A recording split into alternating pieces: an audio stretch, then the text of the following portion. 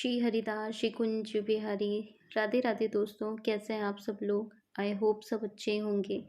देखिए आज के हमारे वीडियो में जैसा कि आपने थंबनेल में देख ही लिया होगा कि हम श्री बांके बिहारी जी के बारे में जुड़ी कुछ महत्वपूर्ण बातें जानेंगे जो शायद आप लोगों को नहीं पता हो या पता भी हो सकता है। तो आज उनसे जुड़ी कुछ बातें हम डिस्कस करेंगे इस वीडियो में। कुछ फैक्ट हैं और जो हमारे लाला के बारे में है। तो चलिए सबसे पहला फैक्ट हम जान लेते हैं। तो सबसे पहले तो बात यही आती है कि हमारे जो लाला हैं बांके बिहारी जी, उनका प्राकट्य कैसे हुआ। तो देखिए रसिकों के रसिक जो श्री स्वामी हरिदास जी थे, उन्होंने 12 साल जो है निधिवन में तप किया था, तपस्या की थी, साधना की थी प्रभु की। और संगीत के बहुत बड़े वो थे।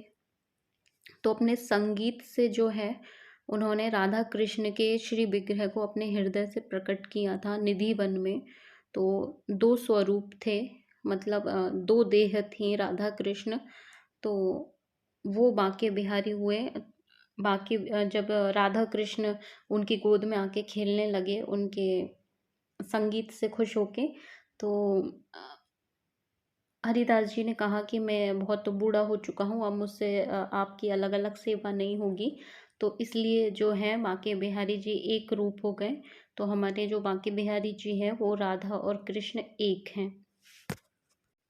अब फैक्ट नंबर 2 है वो ये है कि हरिदास जी श्री स्वामी हरिदास जी कौन थे। तो देखिए हमारी श्री जी की जो अष्ट सखियाँ थी उनमें से जो ललिता सखी हुई हैं उनका पुनर्जन्म हुआ है। तो उनका जो स्वरूप है वो हमारे श्री हरिदास जी हैं। ये है फैक्ट नंबर हमारा 2।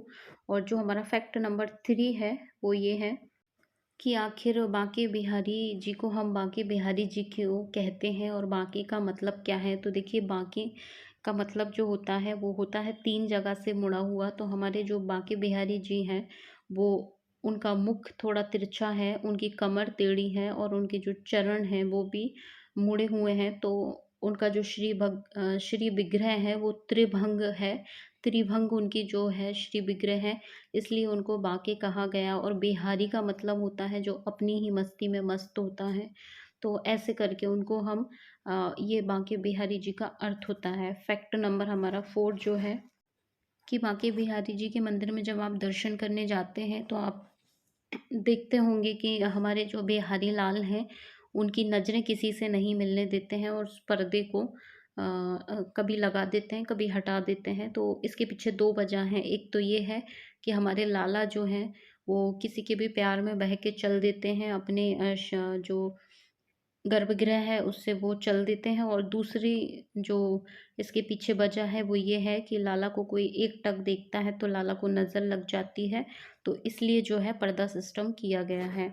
फैक्ट नंबर हमारा 5 है वो ये है कि हमारे जो लाला के चरण दर्शन नहीं होते हैं, लाला अपने चरण नहीं दिखाते हैं, सिर्फ साल में एक बार अपने चरण दिखाते हैं। वो अक्षय तृतीया के दिन लाला हमारे चरण दर्शन करवाते हैं और शाम को जो है उनके सारे श्री अंगों के दर्शन होते हैं। फैक्ट नंबर हमारा 6 है जो ये है कि बांके बिहारी जी की सेवा जब होती है, गोस्वामी जी जब सेवा करते हैं तो जो इत्र रहता है वो बहुत ज़रूरी होता है। तो आखिरकार ये इत्र कहाँ से शुरू हुआ है। तो देखिए इसके पीछे एक छोटी सी स्टोरी है कि अकबर जो है हरिदास जी के बारे में बहुत सुना था कि हरिदास जी जो हैं बहुत अच्छा गाते हैं, क्योंकि तानसेन के गुरु रहे हैं हरिदास जी। और तानसेन जो है अकबर के नवरत्न में से थे।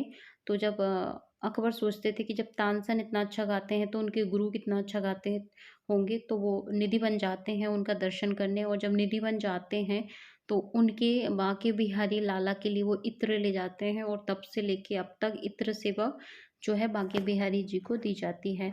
हमारा फैक्ट नंबर 7 जो है वो ये है कि साल में एक बार जब जो हरियाली तीज होती है उस पे हमारे लाला जो होते हैं सोने और चांदी से जड़ा हुआ जो अ, रथ होता है या झूला होता है उस पे हमारे जो लाला हैं वो उस दिन बैठते हैं। तो चलिए अब जानते हैं हमारा फैक्ट नंबर 8 क्या है। तो देखिए हमारे जो लाला है उनकी मंगल आरती नहीं होती। वो क्यों नहीं होती है कि हरिदास जी जो है लाला की जब सेवा करते थे तो वो बाल स्वरूप में लाला की सेवा ली थी उन्होंने। तो वो नहीं चाहते थे कि उनका लाला जो है सुबह जल्दी उठे, इसलिए वहाँ पे मंगला आरती नहीं होती है। और जो बांके बिहारी जी की मंगला आरती है वो साल में एक बार होती है। श्री कृष्ण जन्माष्टमी पे लाला की मंगला आरती होती है, वो भी रात्रि के 12 बजे। तो चलिए अब हमारा फैक्ट नंबर 9 देख लेते हैं। हमारा फैक्ट नंबर 9 कि आखिर हमारे लाला बांके बिहारी जी जो हैं वो बंसी धारण क्यों नहीं करते। तो देखिए, हरिदास जी का मानना ये था कि लाला हमारा जो है छोटा है और डेली डेली बंसी अपने हाथ में रखेगा तो उसके हाथ जो है दर्द कर जाएंगे, इसलिए जो है हरिदास जी उनको बंसी नहीं देते थे।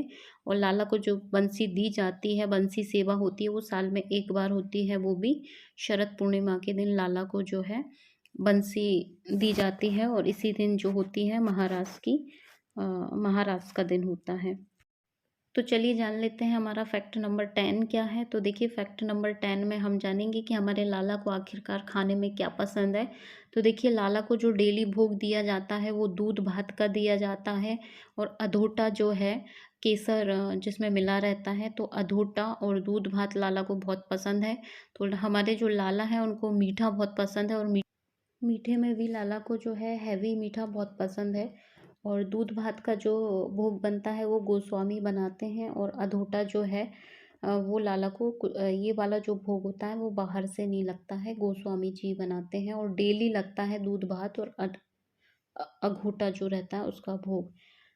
अब हम चलते हैं अपने फैक्ट नंबर 11 पे। तो देखिए, फैक्ट नंबर 11 में हम जानेंगे कि लाला का उठने का और सोने का क्या टाइम है। तो देखिए, सर्दियों में जो है लाला है वो 7:30 बजे उठ जाते हैं, और गर्मियों में जो है लाला 6 बजे उठ जाते हैं। फैक्ट नंबर हमारा 12 है, वो है लाला के कि कौन से इत्र लाला को कौन से सीज़न में दिए जाते हैं मालिश के लिए।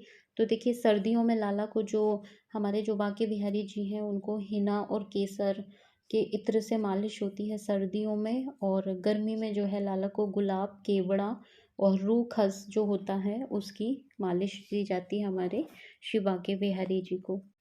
तो चलिए अब फैक्ट नंबर 12 जान लेते हैं। तो हमारा फैक्ट नंबर 12 है कि हमारे जो लाला है वो होली कब से खेलना शुरू कर देते हैं। तो हमारे लाला जो है बसंत पंचमी से ही लाला जो है अपने गालों पे गुलाल लगाना शुरू कर देते हैं।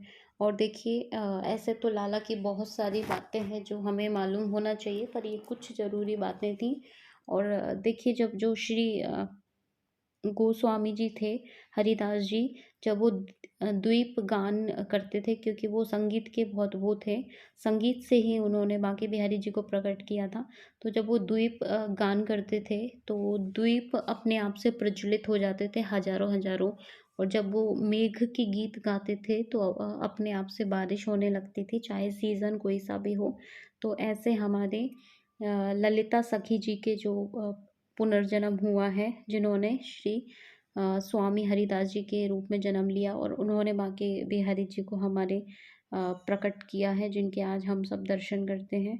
तो ऐसे हमारे लाला के बारे में कुछ रोचक बातें हैं जो आप सबको मालूम होना चाहिए। तो दोस्तों, कैसा लगा वीडियो प्लीज़ कमेंट सेक्शन में बताइएगा। और हम मिलते हैं फिर ऐसे ही किसी नए वीडियो में लाला के। तब तक सबको श्री हरिदास, श्री कुंज बिहारी, राधे राधे दोस्तों।